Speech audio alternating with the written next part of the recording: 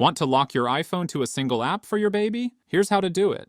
Open the Settings app on your device. Next, scroll and click on the Accessibility option. Now, scroll to the General section, then tap on Guided Access. Here, at the top, turn on the toggle for the option. Open the app you want your child to use. Triple-click the side button. Tap Session Settings in the bottom left. You can also disable them if not needed. Optionally, draw circles around areas of the screen you want to disable that part of the screen. Tap Start in the top right, and enter a passcode to begin. Now, you can't use any other app, or even can't close the app. To exit, triple-click the side or home button again. Enter the passcode you created, and tap on End. Now you can use your iPhone as normal, and that's it. Follow and subscribe for more tech tips.